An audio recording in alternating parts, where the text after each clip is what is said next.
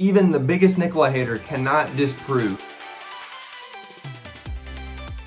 What is going on, guys? I hope you're having a fantastic day. If you're new to the channel, we are doing a giveaway right here for this awesome piece of wall art. All you have to do to get entered in to win is subscribe, like, and leave a comment as to what your favorite company is. Today we're going to be talking more about NIKOLA Motors, and there's so much controversy around this company. I personally love this company. I'm a big fan and I own shares, so if you feel that I am biased, that would be why. And I don't think that this company is just a bunch of hype like everybody else does. I think that they genuinely are going to be a player in the space for electric vehicles and long haul trucking. A couple of days ago, they announced a deal with Republic Services, which is a waste management company, second largest in the United States, for 2,500 garbage trucks, and then it could be as much as 5,000 trucks if they want to fill the entire order.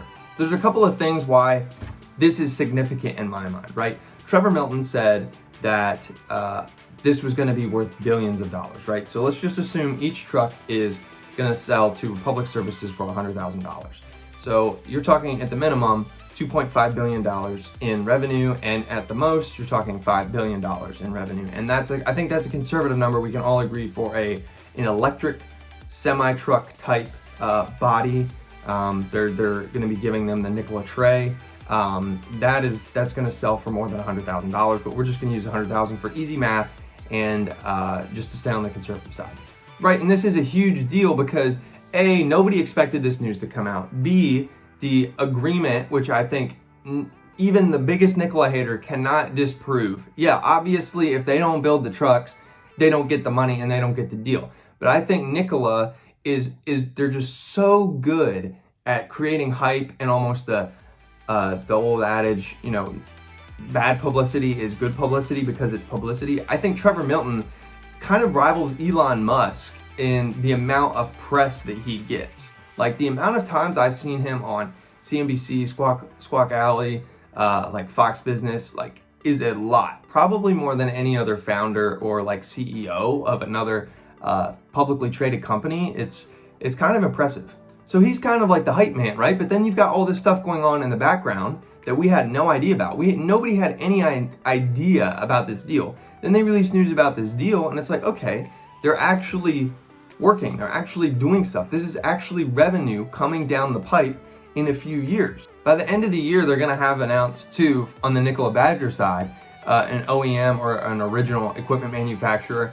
And right now that they say that there's 3 different OEMs that they are essentially kind of finalizing or looking at to decide which one is the best, and we're going to know shortly which one they decide with. So I would expect to see the stock rally again once they see that. The biggest thing is, and I want people to realize this, and all the NIKOLA haters out there and everybody who's saying you're an idiot, I'm going to say, okay, but I'll raise you. I'm currently up on the stock right now by double-digit percentage points. So who's really the idiot right now, right? So if it drops to $20, you could say, hey, Christian, you're an absolute idiot. I told you that this company was a failure. But at the same time, when this company, when they actually deliver on their sales and people do buy the Badger and they announce their OEM and they have more deals like this with Republic Services and other companies and their stock rallies to several $100s, I can be like, you're the idiot. So that's fine. It's all fun and games, right? You're allowed to invest in whatever you want to invest in. I'm treating this as what it is. It's a pre-revenue company that has a lot of really exciting things, plans, the specs, and everything that they have said, I think is far better than the products that Tesla produces, right? It is a lot to deliver on. I'm not holding NIKOLA accountable to having these things done by when they say 2023, right? I think that a more realistic timeline is 2025. I'm a long-term investor in this company. I'm not just come in, get out. No, that's not what I'm doing. I think that this could absolutely be the next Tesla or compete with Tesla on a large scale. And with that being said, pre-revenue companies, Apple, Amazon, all these companies that first started off as a startup, if you look at where their share price was and the amount of people who hated on that company and said, you're an absolute idiot for investing, and a lot of people wouldn't have touched the stock, right? But now people Now it's hundreds of dollars or thousands of dollars down the line after stock splits and stuff like that. Now people are like, oh my gosh, I wish I would have been able to get in at $1 or $10 or even $100 for some of these companies. And that's what you have with Nikola. So guys, just something to think about. Like I said, I'm obviously a Nikola fan. I like the company. If I could totally afford the Badger, I would when it came out, but I can't. But without further ado, today's fact, today in history, August 12th, 1908, very applicable to what we are talking about. Henry Ford's first Model T rolls off the assembly line. So, yeah, cars, what would we do without Henry Ford in the assembly line? That is pretty cool stuff.